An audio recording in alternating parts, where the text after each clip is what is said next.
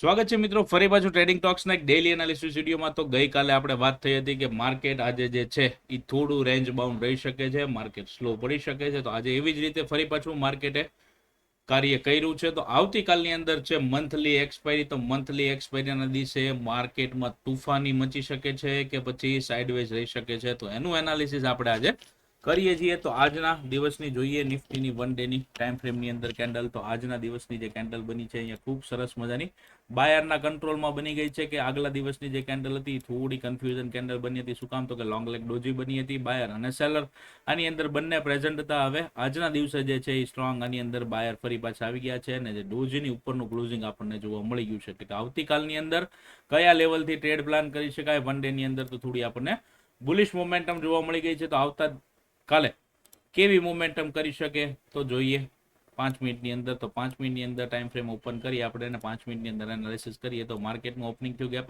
Up ઓપનિંગની સાથે નીચે જે ક્લોઝિંગ છે એ ખૂબ મહત્વનું છે મિત્રો. ક્લાસીસ દરમિયાન તમે શીખશો તો ક્લોઝિંગ લો હાઈ ડે ના આગલા દિવસના ક્લોઝિંગ ઉપર, હાઈ ઉપર, પછી લો ઉપર ખૂબ જ મહત્વના સપોર્ટ રેઝિસ્ટન્સ બનેલા હોય છે. તો ક્લાસ જોઈન્ટ નથી કર્યા તો નીચે નંબર દેવામાં આવ્યો છે, ફોન કરી અને મેસેજ કરીને જાણી લેજો. ક્લાસીસ કરવા છે, ઇન્ટરેસ્ટ ધરાવો છો તો ડિટેલ્સ લઈ લેજો. માર્કેટે ક્લોઝિંગ પાસેથી સપોર્ટ લઈને ધીરે ધીરે અપસાઇડની મુવમેન્ટમ કરી ફરી પાછું એક પેનિક અહીંયા માર્કેટની અંદર જોવા મળ્યું. ફરી પાછું આજના લો બનાવ્યો હતો જે સવારના લો પાસેથી ફરી પાછું માર્કેટ ઉપર, એટલે કે આ જે મુવમેન્ટમ હતી થોડી વોલેટાઇલ મુવમેન્ટમ હતી. પછી માર્કેટ એકદમ સાઇડવેઝ મુવમેન્ટમાં ધીરે અપસાઇડની મુવમેન્ટમ આવી અને 23,000 આજુબાજુ જે આપણને ક્લોઝિંગ મળતું હતું એ આજે સરસ મજાનું આપણને ક્લોઝિંગ 23,176 આજુબાજુ જે આપણને ક્લોઝિંગ ચાર્ટ ઉપર દેખાય છે મળ્યું છે. તો સરસ મજાનું ક્લોઝિંગ આપણને અહીંયા જોવા મળ્યું છે. માર્કેટ જે છે એ બાયરના કંટ્રોલમાં આવી ગઈ છે, કેમ કે કાલે આ હાઈ લગાવ્યો હતો તો આની ઉપર ક્લોઝિંગ કાલે પણ જરૂરી હતી, નથી આપ્યું, એટલે આજે સરસ મજાનું ક્લોઝિંગ મળ્યું છે. તો આવતીકાલની અંદર વાત કરીએ કે આવતીકાલની અંદર ટ્રેડ ક્યાં પ્લાન કરી શકાય, તો 99% માર્કેટના ચાન્સીસ એવા છે કે માર્કેટ ગેપ અપ ઓપન થાય. તો ગેપ અપ ઓપન થાય છે તો 23,200 થી લઈને 250 આજુબાજુ કોઈ પણ રેન્જની અંદર ઓપન થાય છે અને પહેલી કેન્ડલ જો બુલિશ બનાવે છે અને કોઈ રિટ્રેસમેન્ટ નથી મળતું, પહેલી કેન્ડલ બુલિશ બનાવે છે અને ઉપરની બાજુ મોમેન્ટમ કન્ટિન્યુ રહે છે સવારની, તો અહીંયા ઉપર સીધો ટાર્ગેટ જે છે એ 23,350 સુધીનો સવારમાં મળી શકે છે. ફરી પાછું જે છે અહીંયા રેઝિસ્ટન્સ મળી શકે છે, કેમ કે જૂનો અહીંયા રેઝિસ્ટન્સ છે જ્યાંથી માર્કેટ નીચે આવ્યું હતું. તો અહીંયા ફરી પાછું આપણને એક રેઝિસ્ટન્સ જોવા મળી શકે છે અને અહીંયાથી કોઈ મોમેન્ટમ નેગેટિવ કરે છે તો કોઈ ચિંતા કરવાની જરૂર નથી, વેઇટ એન્ડ વોચ કરજો. ફરી પાછો જે છે એ નીચેની બાજુ સપોર્ટ ગોતવાનો આપણે પ્રયત્ન કરવાના છે. શું કામ સપોર્ટ ગોતવાના પ્રયત્ન કરવાના છે? કારણ કે માર્કેટનો જે 2 દિવસનો ટ્રેન્ડ છે એ કન્ટિન્યુ કેવો છે, તો કે અપસાઇડની મુવમેન્ટમ વાળો ટ્રેન્ડ કન્ટિન્યુ જોવા મળ્યો છે. એટલે નીચેની બાજુ આવે તો રિટ્રેસમેન્ટ આવી શકે છે, અથવા તો રિટ્રેસમેન્ટ આવ્યા પછી પણ સરસ મજાનું ફરી પાછું જે ઓપન થયું હતું ત્યાં આવી શકે છે, ત્યાં માર્કેટ હોલ્ડ કરી શકે છે. હોલ્ડ કર્યા પછી જો એક સરસ મજાનું બ્રેકઆઉટ આવે છે તો પહેલો ટાર્ગેટ આ બનાવી શકો છો, અને બીજો જે ટાર્ગેટ છે એ સીધો આપણે 23,500 સુધી 400 સુધીના લેવલ આપણને જોવા મળી શકે છે. માર્કેટનું ઓપનિંગ ગેપ અપ થાય છે, ગેપ અપ ઓપનિંગ ત્યાં પછી પહેલી કેન્ડલ નેગેટિવ આવે છે તો નીચેની બાજુ જે છે એ આજનું ક્લોઝિંગ આપણી માટે મહત્વનું છે. અહીંયા આપણે પાસે સપોર્ટ મળી શકે છે, ત્યાં સપોર્ટ નથી બનાવતું તો નીચેની બાજુ આ જે લેવલ છે 23,100 આજુબાજુનું, તો અહીંયા ફરી પાછું આપણને એક સપોર્ટ મળી શકે છે. સપોર્ટ લીધા પછી ફરી પાછું માર્કેટ જે છે એ અપસાઇડની મુવમેન્ટમ કરી શકે. ક્યાં સુધી આપણે અપસાઇડની મુવમેન્ટમ માટે સપોર્ટ ગોતવાના છે? જ્યાં સુધી માર્કેટ જે છે એ આ લાસ્ટ સ્વિંગની નીચે ક્લોઝિંગ નથી કરતું, એટલે કે 23,050નું જે લેવલ આવે 40 થી 50નું લેવલ આપણે એપ્રોક્સ ગણી લઈએ છે, સ્વિંગ બનાવેલો છે.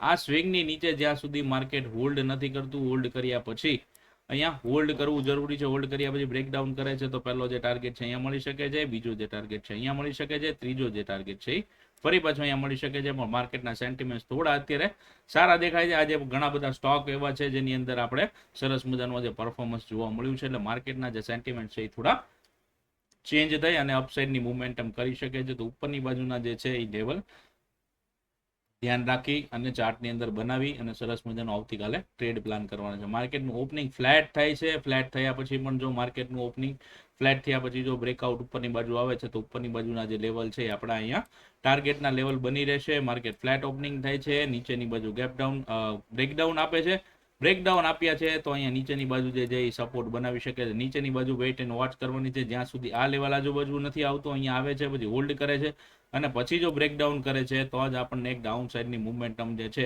એ આની અંદર જોવા મળી શકે છે. તો ખાસ કરીને ધ્યાન રાખજો.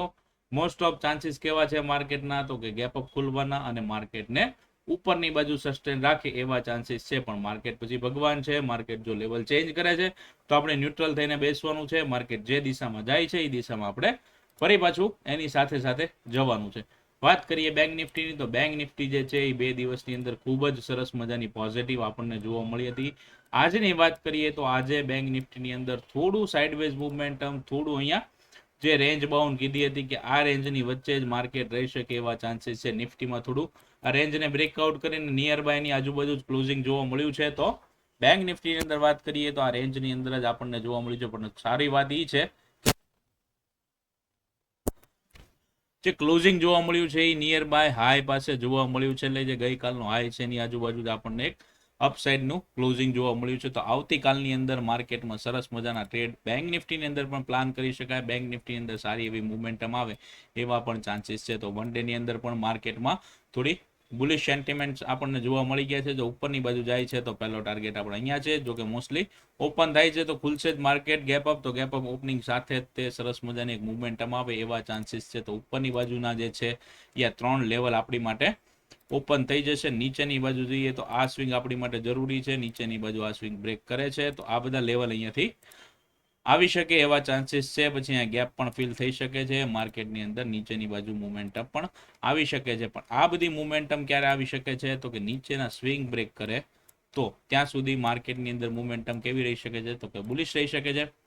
બેંક નિફ્ટી જો ગેપ અપ ઓપનિંગ થાય છે, આ લેવલ આજુબાજુ ઓપનિંગ થાય છે અથવા તો આની ઉપર ઓપનિંગ થાય છે, એટલે કે 49,300 ની ઉપર જો ગેપ અપ ઓપનિંગ થાય છે અને માર્કેટની અંદર પહેલી જ કેન્ડલ જે છે એ બુલિશ બને છે, બુલિશ કેન્ડલ સસ્ટેન કરે છે, બીજી કેન્ડલનો લો બ્રેક નથી કરતી, રિટ્રેસમેન્ટ થોડું ઘણું થાય છે, પછી માર્કેટ જો કન્ટિન્યુ ઉપર જાય છે તો અહીંયા સીધો ટાર્ગેટ જે છે એ 350 પોઈન્ટ આજુબાજુનો સવારના પહોરમાં મળી શકે છે. 500 નું જે લેવલ છે રાઉન્ડ લેવલ, ત્યાં થોડું માર્કેટ હોલ્ડ કરી શકે છે. એટલે જો તમારે પાર્ટ ક્વોન્ટિટી બુક કરવી હોય તો ચાન્સીસ છે તમને કે પાર્ટ ક્વોન્ટિટી રાઉન્ડ લેવલ આજુબાજુ બુક કરી શકાય છે. માર્કેટનું ઓપનિંગ જ તે ફ્લેટ થાય છે. ફ્લેટ ઓપનિંગ થયા પછી ધીરે ધીરે અહીંયા હોલ્ડ કર્યા પછી 1-2 કેન્ડલને પછી બ્રેકઆઉટ કરે છે તો બ્રેકઆઉટની સાથે ટ્રેડ પ્લાન કરી શકાય છે અને એક સરસ મજાની મુવમેન્ટમ અપસાઇડની લઈ શકાય છે.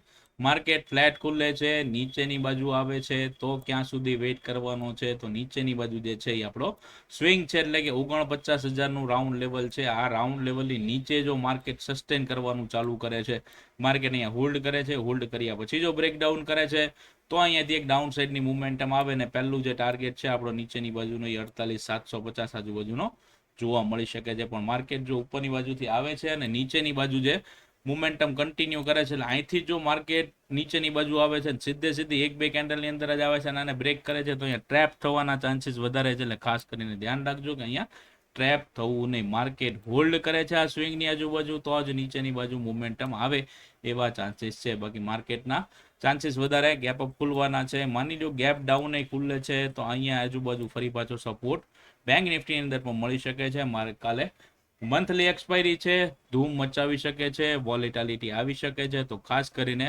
ધ્યાનથી કામ કરવું, ટેલિગ્રામની અંદર જોડાયેલા રહેવું, લાઈવ ચાર્ટ અપડેટ તમને બધી ત્યાં મળી રહેશે. એની હિસાબે તમને જે ટ્રેડિંગ કરવા માટે સપોર્ટ જોઈએ છે, મેન્ટરશિપ જોઈએ છે, ટેલિગ્રામની અંદર તમને મળતી રહેશે. મળીએ છીએ ફરી પાછા એક નેક્સ્ટ એનાલિસિસ વિડીયોમાં. ત્યાં સુધી જય હિન્દ, જય ભારત. આવજો મિત્રો.